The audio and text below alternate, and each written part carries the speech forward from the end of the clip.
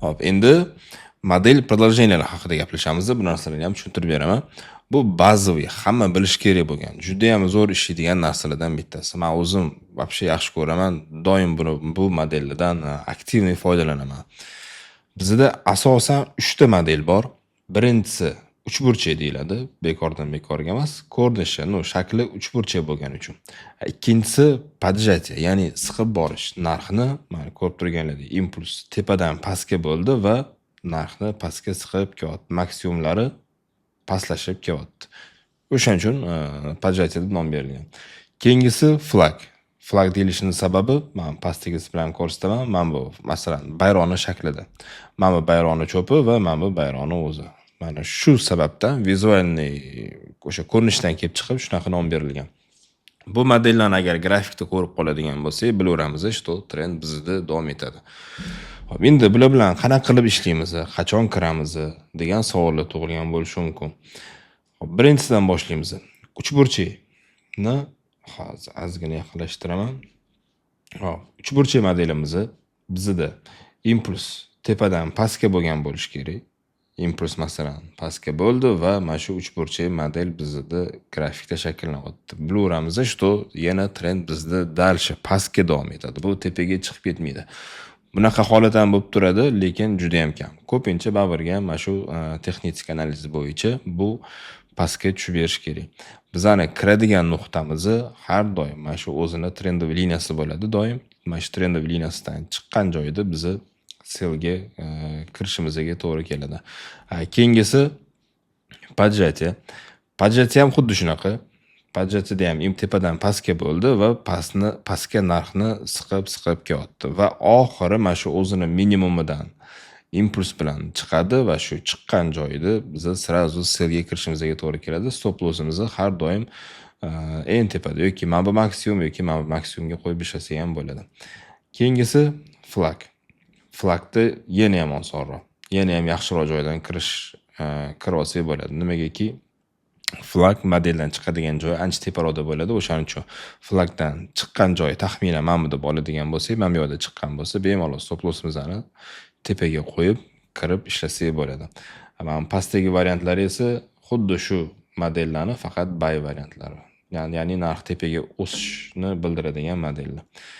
Mana bu uchburchak bizda impuls bilan uchburchakdan o'zini trendoviy liniyasidan yorib o'tib ketdi. Stop lossimiz pastda va take profitni u yog'i уже grafikka qarab yana qo'shimcha уровеньlarni qo'shib ishlatsak bo'ladi.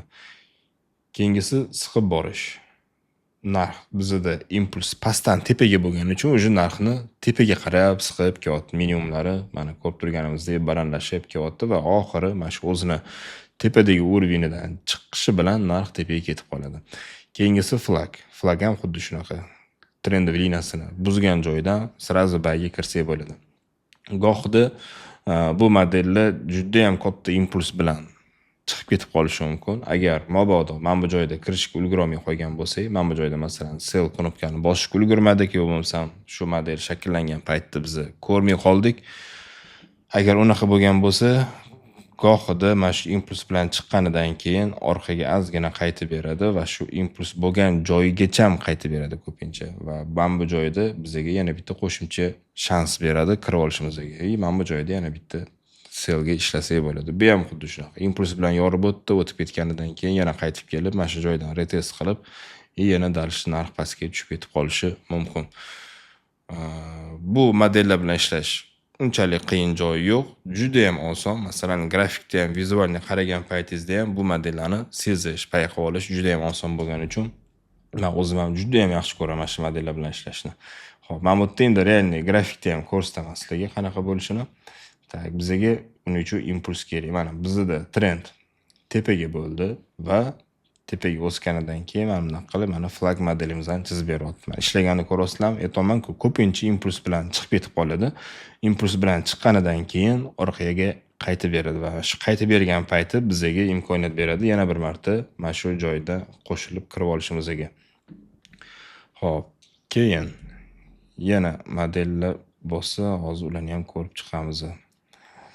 Hop, men bu yerda ham bitta model bor ekan, men chizib qo'ygan edim. Impuls bizda pastga bo'ldi. Pastga bo'lgandan keyin anaqa qilib mana flag modelini chizdi. Flagdan chiqishi bilan mana narx pastga tushib ketyapti. Bir xil aytadi bu model ishlamaydi. Juda ham ko'p stop loss bo'ladi deb. Stop loss bo'ladi qachonki agar impulsga qarshi, ya'ni trendga qarshi ishlaydigan bo'lsa. Masalan, bizda impuls tepaga bo'ldi, lekin narx mundoq pastga tushib, keyin mana qilib model agar tizib beradigan bo'lsa, biz уже trendga qarshi ishlayotgan bo'lamiz. Chunki bizda trend tepaga, biz pastga ishlashimiz kerak emas.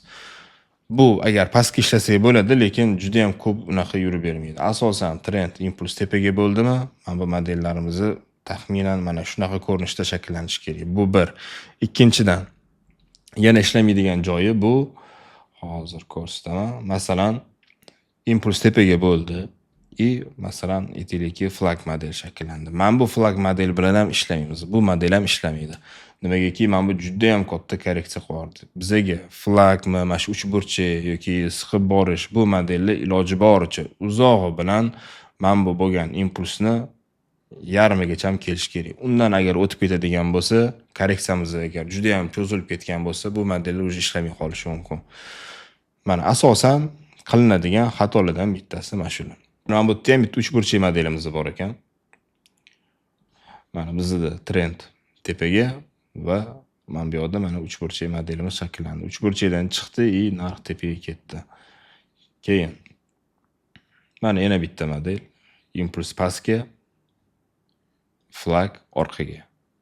Yana ketdik. Xo'p, yana обязательно bizga impuls bo'lishi shart, trend bo'lishi kerak, o'sha trend tarafga qarab ishlayotgan bo'lishimiz kerak. Mana bu yerda ham model borga o'xshayapti, mana. Xo'p, impuls tepaga bo'lgan impulsdan keyin mana qilib mana flag modelimizni chizdi, flagdan chiqib ketdi tepaga. Qiyin joyi yo'q, menimcha tushundinglar deb o'ylayman. Ozgina grafikni ko'proq qarasak, ko'zimizni tezroq o'rgatib oladigan bo'lsak, keyin grafikda shakllangan paytda sirazu sezib o'sha modellar bilan ishlaydigan bo'lamiz. Endi keyingi darsga o'tamiz.